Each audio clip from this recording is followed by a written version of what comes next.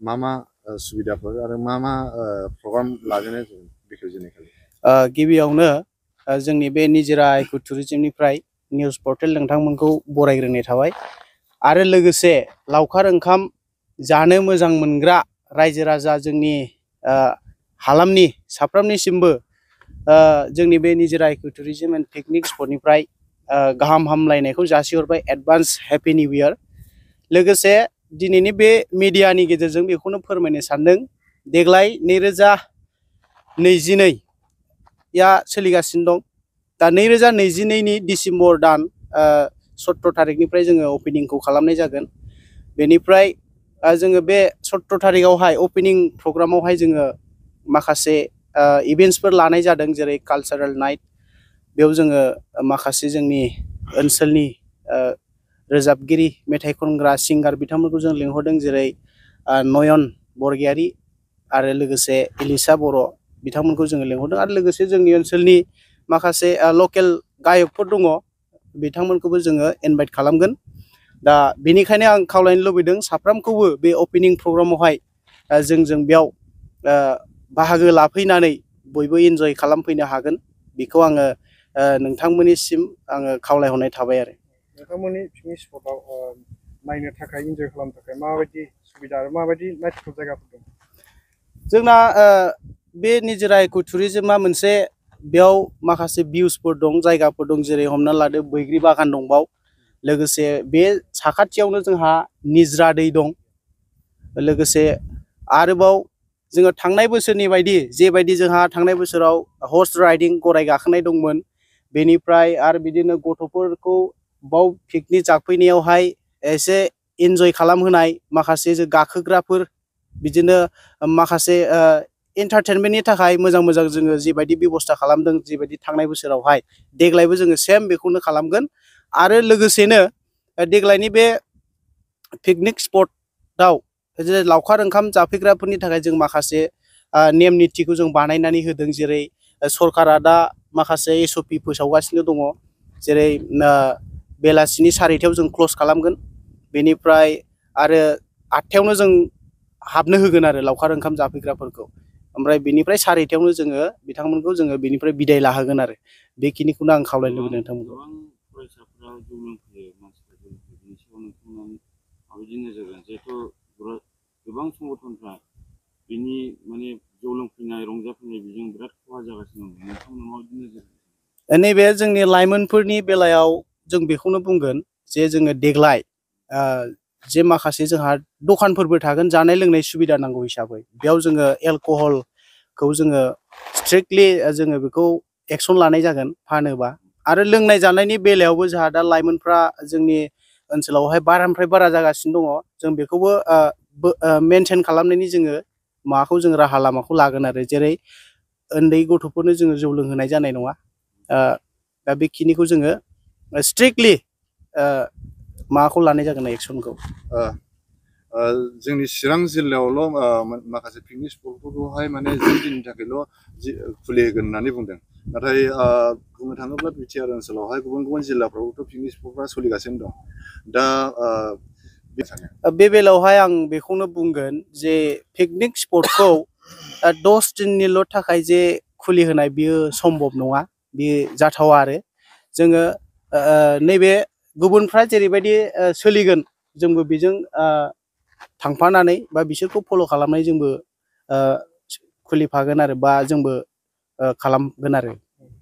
जितु नोंथांनि बेखेवनाय दिनखालि गारि मटर फैनाय आरो मानसि सुबुंफोरनि थाखाय फिसफोर थि खालामनाय जागोन बे फिसफोरखौ जों दासिमबो थिग खालामथ'वाखै फिसफ्रा बारा जानाय नङा बे खमावनो जागोन आरो जाहाथे जोंनि रायजो राजाफ्रा फैनानै जाहाथे बेयाव इन्जय खालामफैनो हायो बाव जोङो फिसफोरखौ जे बुरजा लानाय बे नङा आरो जोंनि बे जायगायावहाय इसिबां मानि जों फिस लानानै खालामनो हागोन बेखौबो जों नुहुरा दा बेनिखायनो आं खावलायनो लुबैदों फिसखौ जोङो बुरजा खालामनाय जानाय नङा सेमोनबो थांनाय बोसोरावबो जों खालामखायाखै खमजोंनो जोङो बेयाव एन्टारटेनमेन्टखौ खालामहोनो हादों आरो देग्लायबो जों बेखौ लादों। थारैनो 10 दिननि गेजेरावहाय नोंथांमोना बन्द' राहा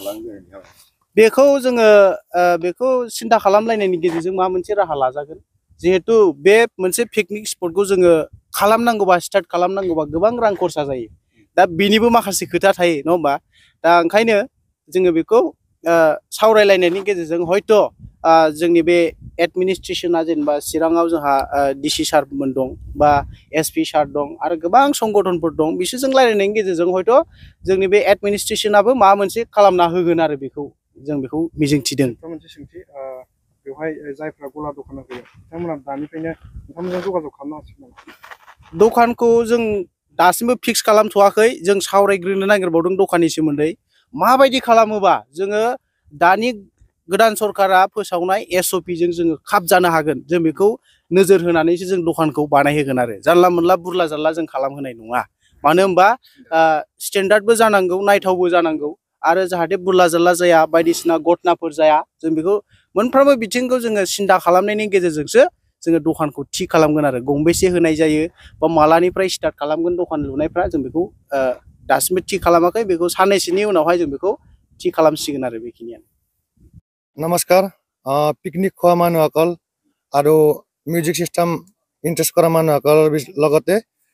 এনজয়মেণ্ট কৰিবলৈ আমি বৰ্তমান নিজলাগুৰি নিজৰা ইকো টুৰিজম অহা 17 ডিচেম্বৰত শুভাৰম্ভ কৰিবলৈ গৈ আছোঁ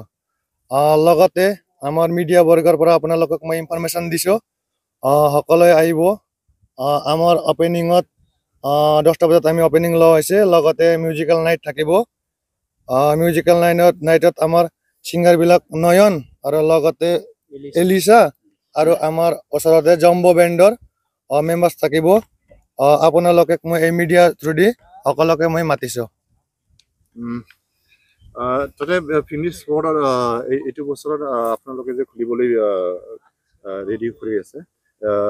তাতে মানে কি এইটো নিশ্চয় আমি সকলো লোৱা হৈছে যোৱা বছৰ আপোনালোকে গম পাইছে চিষ্টেম কেনেকৈ আছিল আমাৰ টুৰিজমত পেজত চাইলে হ'ব চিষ্টেমবিলাক সেম এনেকৈ হ'ব আৰু ফেমিলি লৈ আহিব পাৰিব ইয়াতে বহুত সেফটি প্লেচ আৰু লগতে হোটেলবিলাক থাকিব খোৱা লোৱা সুবিধা থাকিব আৰু এলকহলবিলাক এনেকৈ হোটেলত এই বছৰ নাই আৰু আপোনালোকে আহক মানে একো প্ৰব্লেম নহ'ব এনজয় কৰি আৰামছে যাব পাৰিব আমাৰ স্পটত আৰু এই বছৰ আমি অলপ চেঞ্জ কৰিছোঁ যোৱা বছৰ যেনেকৈ আমি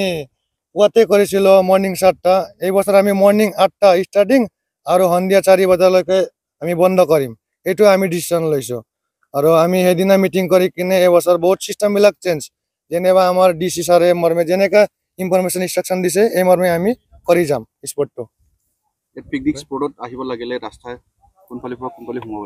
আমাৰ একজেক্টলি নেশ্যনেল হাইৱে বঙাইগাঁৱৰ পৰা আহিলে কাজলগাঁৱৰ পৰা বেংটল পৰা শান্তিপুৰ পৰা ওচৰতে নিজলাগুৰি যোৱা ৰাস্তা কৰিলে সকলোৱে জানে আৰু এই কোকৰাঝাৰ ফালৰ পৰা আহিলে সমথাইবাৰী টু ৰুণিকাটা শান্তিপুৰ পৰা ডাইৰেক্ট নিজলাগুৰি আহিব আমাৰ পিকনিক স্পট জাগাত একদম ৰাস্তাৰ টেনশ্যন নাই একদম ভাল ৰাস্তা আছে ৰাস্তাটো মানে ৰাস্তা বৰ্তমান আমাৰ নতুন চৰকাৰে বহুত ভাল কৰি আছে আপোনালোকে একবাৰ আহক তেতিয়া আপোনালোকে গম পাব একদম গাড়ী 30 স্পীডত আহিব পাৰিব ৰাস্তা একদম বঢ়িয়া নতুন চৰকাৰে এইটো আমাৰ সুবিধা কৰি দিছে ৰাস্তাৰ কাৰণে টেনশ্যন নাই